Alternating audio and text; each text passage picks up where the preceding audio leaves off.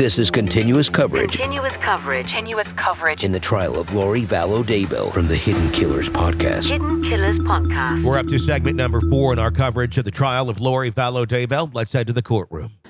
Why did you include these particular texts from Lori Vallow to Alex Cox and Melanie Boudreau in your summary? Your Honor, I'll object that these takes things out of context. He specifically stated that he is going in line by line, and it looks like there's almost 100 lines between these two texts. I'll overrule the objection, and I think it's appropriate for cross-examination. Very good. Thank you. I'm sorry, the question was, why did you include these particular text communications from Lori Vallow to Alex Cox and Melanie Boudreau in your summary? During the course of the investigation, we found out that Adam Cox, another brother of Lori Vallow, had flown in conjunction with Charles Vallow to try to approach Lori regarding the things that were taking place. And so that's why I included these communications. Okay. And turning to line 3120, I will be like Nephi, I am told, and so will you. In your review of the evidence and your research on the items of relevance in the iCloud account, what is Nephi? Nephi is the name of an ancient prophet whose life is documented or chronicled in a book of scripture called the Book of Mormon. And so he is one of that book of scripture spans from 600 BC to roughly 400 AD, and Nephi is one of the first prophets that is documented in that particular book. Okay. And the phrase, I will be like Nephi, other than an ancient prophet, was there significance to the investigation that merited review in the use of the word Nephi as applied to Lori Vallow and Alex Cox? Objection. Calls for speculation. He's already indicated that Nephi is found throughout the Book of Mormon, which is hundreds of pages long. I'll sustain the objection. Thank you. In terms of Lori's use and her own words identifying herself as Nephi, what were the situations involving Nephi that were relevant to the investigations? Objection. Calls for speculation. I think there need to be some additional foundation. You're going to go into that term and what it means in the context of these communications. Okay. So in terms of foundation, are you aware of historical attributes or story significance to the prophet Nephi? I am. Okay. What were the historic accounts related to the prophet Nephi?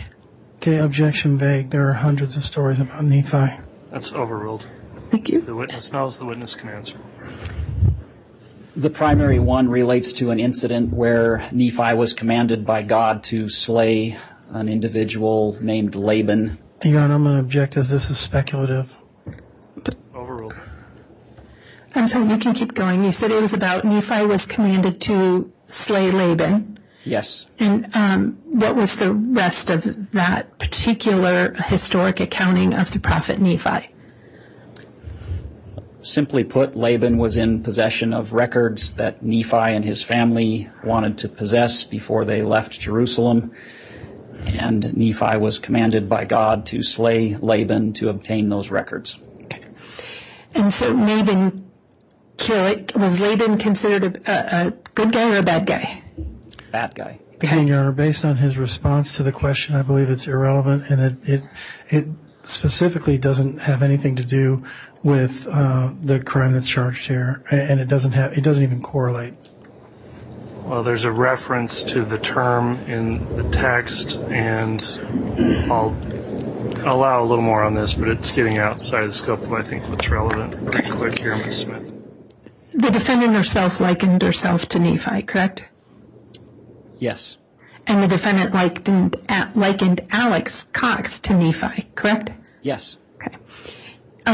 And if I understand correctly, Nephi was commanded to kill Laban. That's correct. I'm going to object as to vague. Nephi was commanded to do lots of things. Overruled. And the date that the defendant likens herself to Nephi was July 9th, 2019? Yes. She also told Alex he was like Nephi, correct? Yes. Okay. And in the text communication from Lori Vallow to Melanie Boudreau,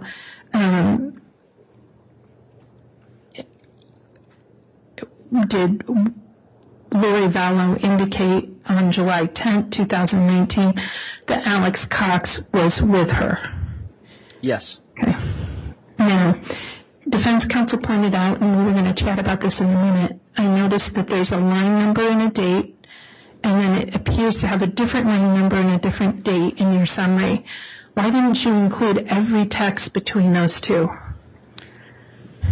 If I included every text between the two accounts, we would be at well over 8,000 text messages. And so I chose those texts that I felt were in context and were relevant. But oftentimes there would be 3 or 4 people texting with Lori Vallow at the same time, and some of those texts in between have no relevance whatsoever to this case. Other texts were very redundant. We see the same type of communication over and over and over again. And so I chose those text messages that I believed were relevant to this case and was cautious not to prepare this summary exhibit where I'm taking things out of context. Okay. And if you included every text, it really wouldn't be a summary, would it? No, it wouldn't. Okay. Now, turning towards some chats that were in Lori for Style, can you tell us what we're seeing next on slide 7? Yes, this is a chat in the iCloud account generally was amongst multiple individuals, and the chat would contain could contain numerous texts.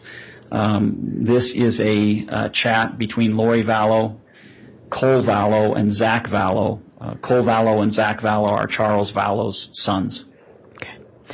And this is communication from Lori Vallow in that chat? Correct. Okay. Could you please read into the records the communications that Lori Vallow had and to whom? Certainly. So, July 12th, 2019. Hi, boys. I have very sad news. Your dad passed away yesterday. I'm working on making arrangements, and I'll keep you informed with what's going on. I'm still not sure how to handle things. Just want you to know that I love you, and so did your dad. 3:41 p.m. on the same date. Lori, what happened? 3:43 p.m. We are still waiting for the ME report. I'll let you know more when I can. 5:54 p.m. Lori, what the fuck happened? You can't just tell us out Dad died and disappeared.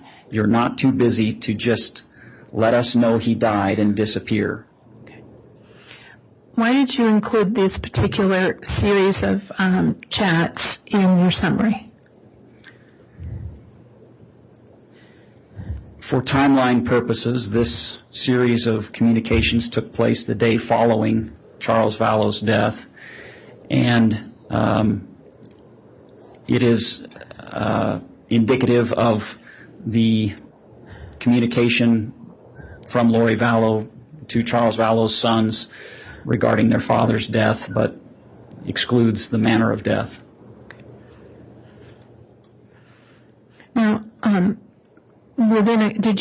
let's move ahead. In terms of within a few hours of that on July 13th, could you tell us what we're seeing in the SMS section of Lolly Time at iCloud.com? Yes. This is a series of texts between Chad Daybell, Lori Vallow, and ultimately Melanie Boudreau. Subsequent to Charles Vallow's death, Brandon Boudreau, Melanie Boudreau's husband, brought an individual to the house to talk with Melanie, and this series of texts is in regards to that person. Okay. And Lori Vallow was a part of this text communication, correct? Yes. Okay. And it was a text communication between Lori and Chad and included Melanie Boudreau. Correct. Okay. Could you please read those into the record? Yes. Line 3002 from Chad Daybell to Lori Vallow. I will check all bloomer and husband. Line 3001 from Lori Vallow to Chad Daybell. Good idea. Line 3000 from Chad Daybell to Lori Vallow. Allie Bloomer is 4.1 dark. Her cop husband is 3 dark. I suppose Brandon doesn't know yet about the discovered Charles's texts. Line 2996 from Lori Vallow to Melanie Boudreau. Allie Bloomer's husband, 3, and then a dark emoji. And so these texts, involving Chad, Lori, and then ultimately Melanie Boudreau were between 9:30 p.m. and around 10:05 p.m. on the 13th, correct? Yes. Okay. And why did you include these texts between that time in your summary? I included them because they demonstrate that anyone who tried to intercede was identified as dark. I don't understand I how. don't want to object. That's speculative, and we're now getting into the weeds. I'll sustain that, and we should have the answer stricken, I presume. Thank you, Your Honor. Yes. All right. The previous answer will be stricken, not to be considered by the jurors. Okay. So, did you have in context of the iCloud, did it reflect who Allie Bloomer was? Allie Bloomer was a friend of Melanie Boudreau. Okay. And Allie Brandon Boudreau. Okay. And did you learn whether or not Allie Bloomer had approached Melanie Boudreau about her situation with Lori Vallow? It was Brandon Objection, Boudreau. hearsay, Judge. Overruled. It was Brandon Boudreau who brought Allie Bloomer and her husband, who was a police officer, over to the house to talk to Melanie Boudreau. Okay. And then this text communication reflects reaching out by Lori Vallow and Chad Vallow, and ultimately to Melanie Boudreau about the sort of status of Allie Bloomer and her husband. Correct. Those two individuals visited the Boudreau residence, and they were identified as dark. Okay. Now, sticking within this same time frame, within a day and a half of Charles Vallow's text, there were other text or SMS that you considered relevant? Yes. Okay. Can you tell us what we're seeing as reflected in line 2967 from July 13th? Yes, this is a text between Chad Daybell or a text from Chad Daybell to Lori Vallow regarding plans for the two of them to get together. Can you please read that? Yes. Line 2967. Concerning the 2 weeks, BYU Idaho's graduation is July 23rd. Adam is getting his bachelor's, and Leah and Joe are getting their associates. They are all walking in the same commencement ceremony. I feel she will be gone by then, but I will still have that hoopla to deal with because a lot of my and Adam's family are coming and will stay for July 24th. So I believe that's why the Lord hinted I might not get to be with you until that is over. Please ask about that.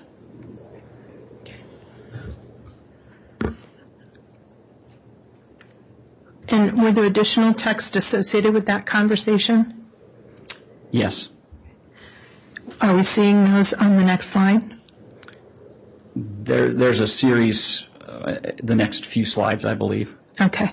If you could, what's the next date and time of that text in this series of communication between Chad and Lori? July 14th of 2019. Could you read the text into the record, please? Yes, line 2962 from Chad Daybell to Lori Vallow. Good morning, my most beautiful Lily. Thanks for joining me in the shower this morning. Wow. Getting ready to leave for my meetings. Does noon your time look like a time we could talk? I love you so immensely that the whole universe knows it, and very soon the people on this little blue globe will know it too. Line 2961. Morning sunshine, sure. Call me if you get a chance. And that's from Lori Vallow to Chad Daybell. And let's move to I believe this is the rest of the series. It is the rest of the series, but then it gets into also another aspect of the iCloud accounts. Okay. If we could finish this series and then we'll go back and finish this aspect, is that okay? Okay. Okay. So the last in the series would be 2935 from Chad Daybell to Lori Vallow. I love you so much. You are my greatest desire and my best friend. Now on with the story. Okay. So turning back to what began with the series, why did you include this series of text communications from Chad and to Lori and vice versa? I included this due to the reference that Chad Daybell stated, I feel she will be gone by then. And then at the end, I believe that's why the Lord hinted I might not get to be with you until that is over. What relevance did it have in terms of your review of the iCloud and the evidence overall? The reference to Tammy Daybell being gone and the ability for Chad Daybell and Lori Vallow to be together at a future point. I'm going to object to speculation and ask that it be stricken. I'll sustain that. So following up on that, had you seen previous texts and communications or heard from witnesses that Chad Daybell had told people Tammy Daybell was going to die? From witnesses that were interviewed, yes, we heard repeatedly that Chad Daybell had told numerous persons that Tammy Daybell Objection, that's hearsay, Judge. That's a... Go ahead, Ms. Smith. Thank you. Go ahead. No, I'm sorry. If you want to argue in response to the... Oh, thank you. Your Honor, this is part of the relevance of a summary of an agent. It has to be viewed in context of the evidence overall. We aren't authoring the statement that Tammy was going to die for the truth that the person said it. What we're doing is to put this text and this communication in conversation, in context, put this communication in context of what the co-conspirators are discussing. And so while defense counsel's argument is that it's speculation, in context of his knowledge, his experience, his analysis, his looking at all of the iClouds, it's not speculation. Well, it was hearsay was the specific objection lodged. Well, and, Your Honor, it's a statement of a co-conspirator. Okay. In furtherance of conspiracy. Well, go ahead, Mr. Thomas. I guess I'm just saying, I'm saying what he's saying is that the information that he got from other people that Tammy was going to die is hearsay. That was his response. No, that wasn't his response, Your Honor. All right. Counsel, I'm going to sustain the objection. You can ask another question, Ms. Smith. Had you learned from the review of iCloud and information that Chad Daybell told people that Chad, in his own words, said that Tammy was going to die? Yes. Okay. And knowing that information, did that put this text and SMS message in context? Yes. Okay. There's also a line that says, please ask about that. What, if any, significance did that line have to you? During the course of the communications, there were several times where Chad and Lori would ask one another to seek confirmation of a specific plan or event that may take place in the future. And so in this is an example where Chad is asking Lori's advice. He's asking her to ask about what he's just laid out. Okay. The next in that series has a line, "Good morning, my most beautiful Lily." What, if any, significance did that line have to you? Both Chad Daybell and Lori Vallow had multiple names that they used for one another. Chad was known as Chad Daybell, Raphael, and James. Lori Vallow was known as Lily and Elena. So they would call each other these names in between various texts? Yes, for the most part, Lily was used very frequently by Chad Daybell in reference to Lori Vallow. Okay. And is this discussion of "thanks for joining me in the shower this morning" evidence that Lori was physically with Chad? No. Objection, that's calling for speculation. Sustained. Do you know or have information on July 14th, 2019 at 7:42 in the morning whether Lori Vallow was physically with Chad Daybell? She was not. She was in Arizona. Okay. And looking at this text, is it uncommon between the two that they would imply they had been with each other when physically that was impossible? That's correct. Is there any other reason of significance to you why you included this particular part of the text string? The reference by Chad Daybell that soon the people on this little blue globe will know how much he loved Lori Vallow. Okay. Why was that significant? It's directly relevant to their relationship with one another and their plans together in the future. Your Honor, I'm going to object. I think he's making a conclusion that's best made by the jury itself, not by a witness. All right, well, the objection's not timely, so overruled. Thank you. All right. Now, turning to sort of the end of this line of text communication, you indicated, "I love you so much. You are my greatest desire and best friend. Now on with the story." What did that mean? In the iCloud, in the SMS section as well as the email section, there is a story authored by Chad Daybell entitled "The James and Elena Story." It is partly accurately historical as to real events, and it is partly fantasy. And so this is a segment that Chad Daybell sent to Lori Vallow on July 14th of 2019 that contains a part of this James and Elena story. And you in your summary didn't include the whole story of James and Elena. No, I did not. Why did you pick portions? I picked those portions that I felt were illustrative of how Chad Daybell and Lori Vallow met and some of the significant events that occurred early on in their relationship that were journaled or chronicled by Chad Daybell. Okay. And so these portions had relevance in terms of timing on when he sent them? Not so much on timing of when he sent them versus the contents. Okay. And but these were sent. This one, that I believe we're seeing one of those texts on line 2933 from Chad Daybell to Lori Vallow on July 14th, 2019. Correct. Less than 3 days after her husband died. Correct. Okay.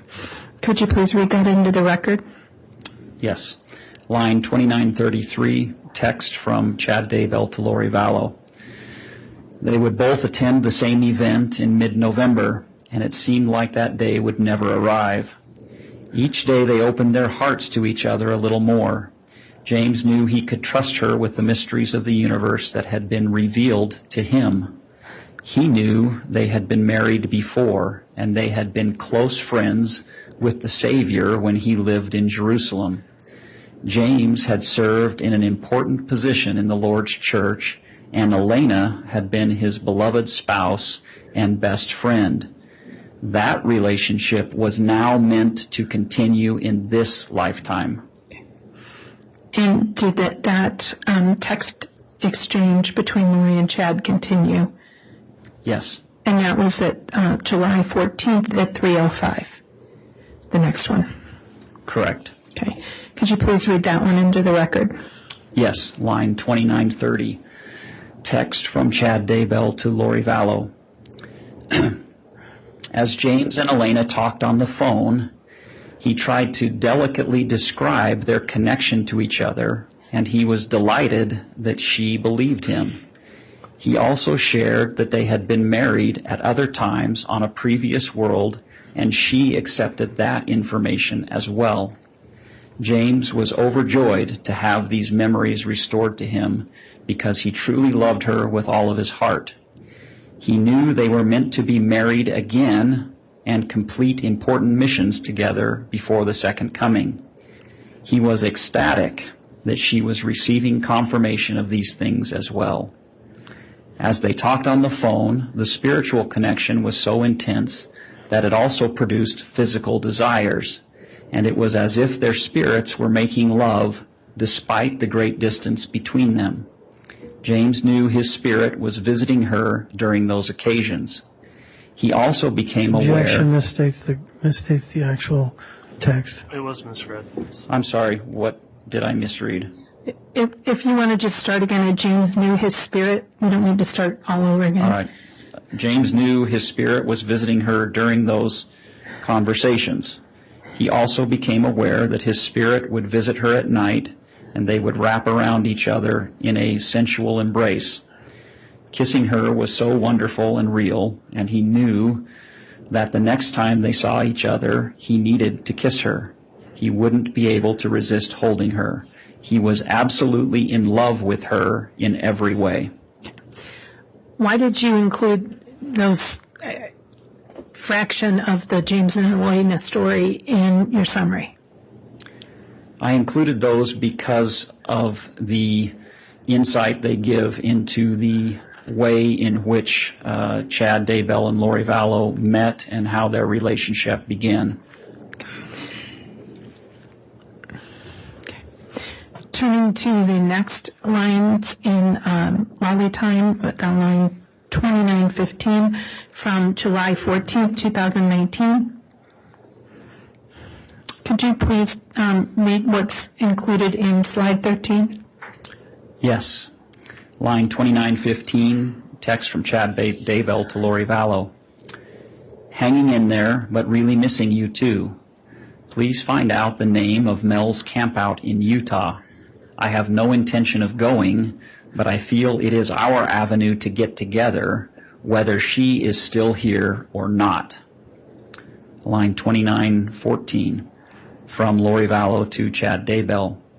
Zion's family camp. Mel speaks Wednesday night and Dave speaks Thursday night. Shelley M. is their main speaker. I roll. Line 2913, from Chad Daybell to Lori Vallow. Well, that should work for me to get away, though. I spoke at it 2 years ago, which is when I first met Mel. What time do you fly out tomorrow? Line 2913, from Chad Daybell to Lori Vallow. My trip to speak at the camp, July 24th through 26th, has been approved and is now on the calendar. Why did you include that series of text between Chad Daybell and Lori Vallow in your summary? During the course of the investigation, we discovered travel that Chad Daybell undertook July 24th through the 26th, where he flew to Arizona to visit Lori Vallow. This is the story that he came up with to justify his travel. Did their texting continue on that 14th? It did. Can you please identify in reading the record what is contained on slide 14? Line 2889 from Chad Daybell to Lori Vallow. I need so badly to just gently kiss you for hours. Line 2888 from Chad Daybell to Lori Vallow. It would likely lead to other activities. Line 2887 from Lori Vallow to Chad Daybell. Likely or luckily. Line 2886 from Chad Daybell to Lori Vallow. It would luckily lead to nakedness. Okay. So this text exchange between Chad Daybell and Lori Vallow occurred on July 14th around 8:30 at night. Correct. Okay, and that's of 2019. Yes. Okay. Just about 3 days after Charles Vallow was killed? Correct. Can you please identify and reading the record what's in the chat section of Lori for Style on line 2127? Yes, this is a continuation of the chat between Lori Vallow, Cole Vallow, and Zach Vallow on July 15th, 2019. Okay, Lori, it's been 3 days. You let us know our father passed away over a text message. 3 days and we haven't heard from anyone. The only information we have is that one text from you saying he passed away. You disappeared after that. We need any information you have.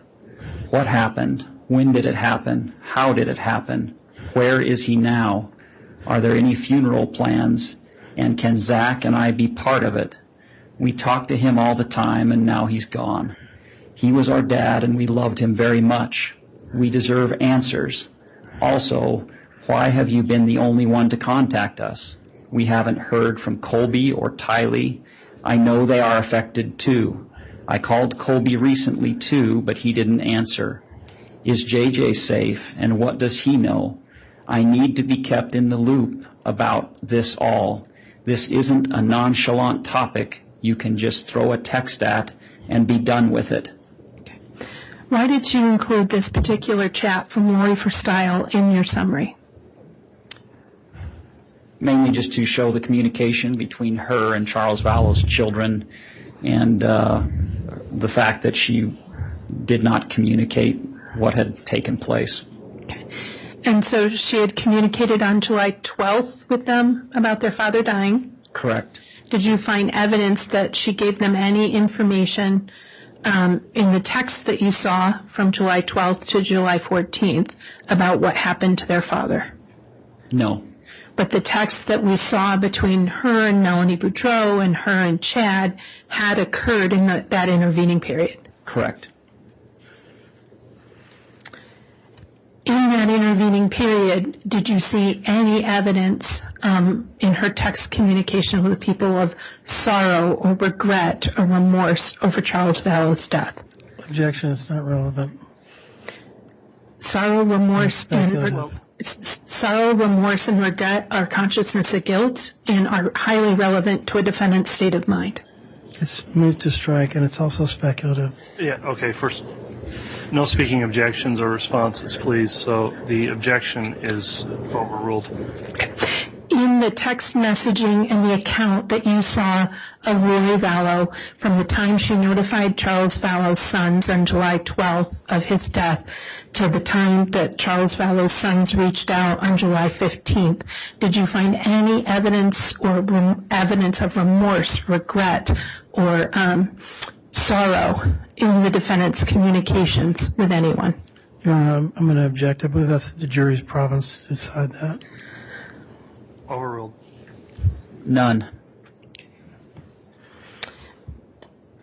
Your Honor, we're transitioning to another section. I certainly can do that, but that will take more than 5 minutes. This might be a decent stopping place if you want us to end at noon. Okay, why don't we go ahead and do that, since it appears it'll be more time for this witness starting back Monday. So we will adjourn for the day. Before we do that, noting we're going into the weekend, let me just again address our jurors here. We continue to appreciate the long service you've provided in this case. It's important for you to follow the instruction upon the commencement of the day and through the weekend until we return Monday. Please do not discuss the case amongst yourselves or with anyone else during the time between now and when you return.